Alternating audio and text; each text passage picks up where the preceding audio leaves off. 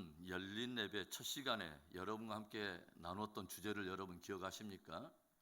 신앙은 관계를 통해서 열매를 맺는다라고 하는 그런 주제였습니다. 우리들의 신앙을 한마디로 정리한다면 하나님과의 관계 그리고 이웃과의 관계라고 말할 수 있는데, 우리들의 신앙은 바로 그 관계 안에서 열매를 맺을 때 그것이 좋은 신앙, 올바른 신앙이라고 말할 수 있다고 하는 거예요.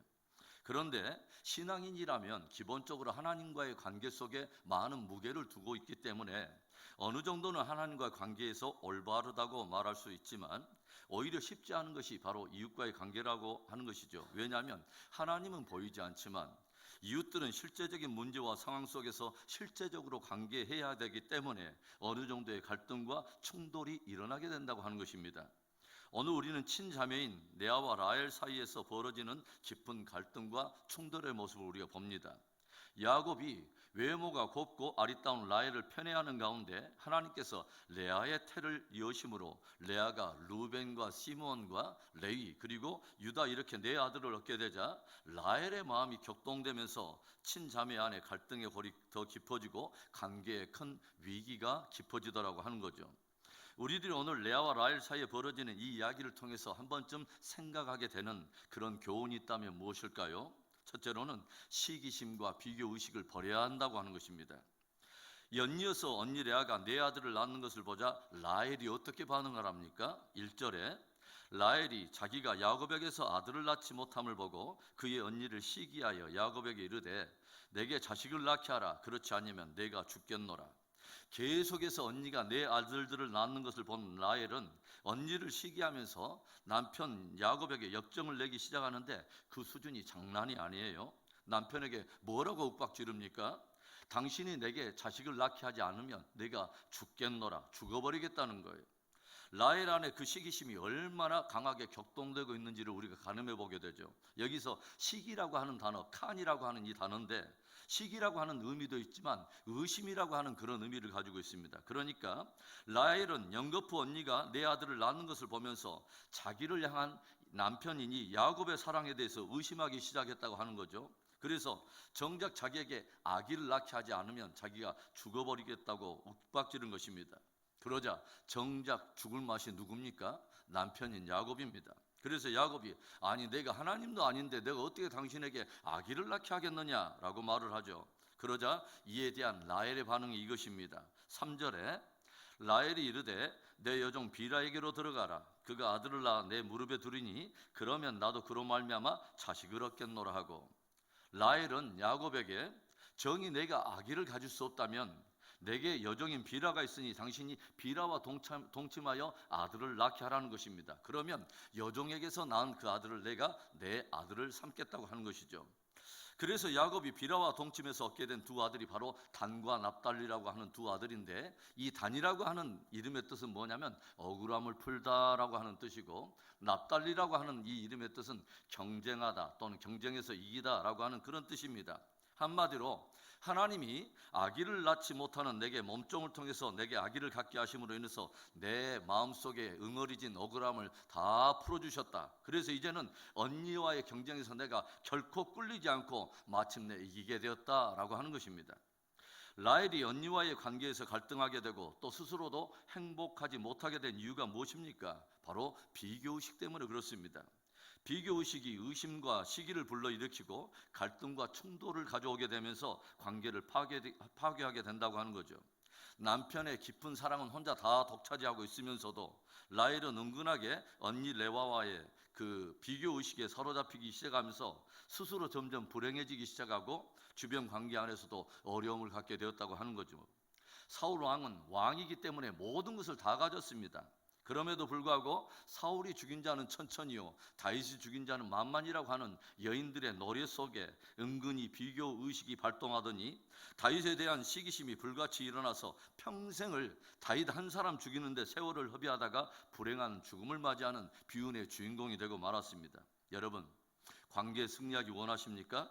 시기심과 비교의식을 버려야 합니다. 이미 하나님께서 내게 주신 독보적인 나를 향한 하나님의 은혜가 무엇인가를 깊이 기억하고 자족하며 감사함으로 스스로도 행복하며 관계 안에서도 승리하게 되는 우리 모두 되기를 주의 이름으로 축원합니다.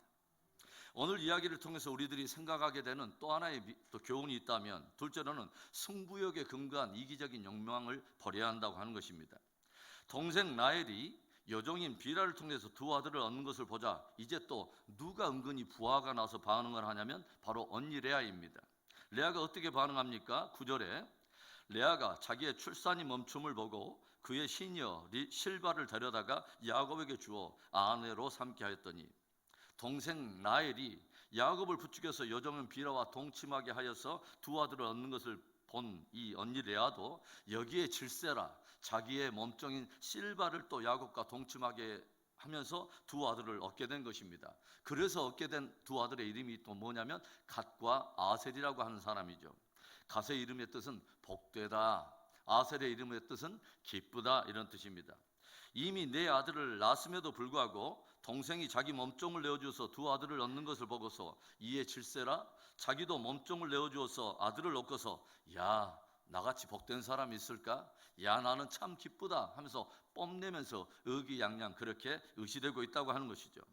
승부욕이 발동하여 무슨 출산 경쟁하듯이 헛된 욕망을 채우고 있는 엉뚱한 모습을 우리는 봅니다.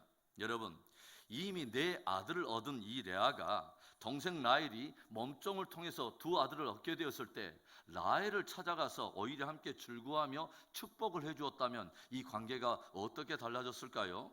경쟁하듯이 내 욕망을 이루면서 나는 복되다, 나는 기쁘다 이렇게 뽐내는 것이 아니라 그동안 아기를 갖지 못했던 이 동생이 몸종을 통해서라도 두 아들을 얻게 된 것을 보고서 찾아가서 너는 참 복되구나, 너는 참 복되다, 네가 아들을 얻는 것을 보니 나는 정말 기쁘다라고 반응해 줄 수는 없었을까요?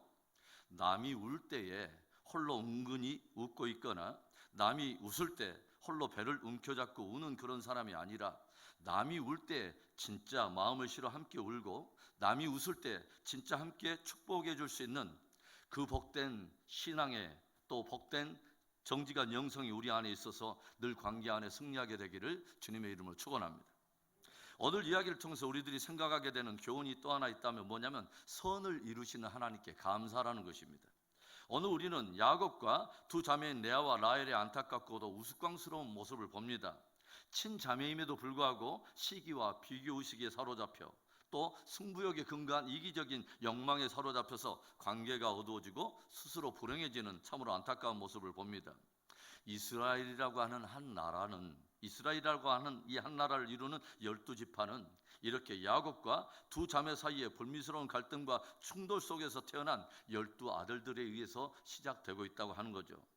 남편의 사랑을 독차지하면서도 언니가 네 아들 얻는 것을 보고서 자기의 몸종을 야곱과 동침하게 하여 기꺼이 두 아들을 얻고야만 하는 라헬, 아들을 낳지 못하는 라헬이 몸종을 통해서 두 아들을 얻는 것을 보고서 이미 네 아들을 얻었음에도 불구하고 기꺼이 자기의 몸종도 또 내어주어서 두 아들을 얻으며 행복하다, 기쁘다, 의기양양하고 있는 레아의 모습. 이 두 여인 사이에 어쩔 줄 모르고 갈팡질팡하며 몸종들과도 기꺼이 동침하고 있는 이 야곱, 여 주인들의 출산 경쟁 때문에 씨바지가 된 두 여종인 비라와 실바. 우리는 야곱의 일가에서 일어나는 이 엉뚱한 모습들을 보면서 나름 마음속에 이런 가정에서 무슨 선한 역사가 있을 수 있을까? 이런 가정에서 무슨 선한 일들이 일어나게 될까라고 의구심을 가질 수 있지만 하나님께서는 부족하고 허물 많은 이 사람들의 이야기를 당신의 구속의 이야기로 바꾸십니다. 저들의 자녀들을 하나님의 나라를 세우는 기둥들로 준비하시고 그렇게 세워가시더라고 하는 거죠. 오늘도 신실하신 하나님은 인간들의 실패와 실수에도 불구하고 모든 것을 합력하여 당신의 선을 이루고야 마십니다. 모든 것을 합력하여 선을 이루신 하나님께 감사하며 그 존귀하신 하나님을 예배하며 그 존귀하신 하나님을 찬양합시다. 신실하신 하나님께 우리의 허물과 연약함을 긍휼히 여기사 그 하나님께서 모든 것을 합력하여 선을 이루어 주시기를 바라고 저와 여러분이 그분 안에서 온전한 하나님의 사람으로 세워지고 쓰임받게 되기를 주님의 이름으로 축원합니다.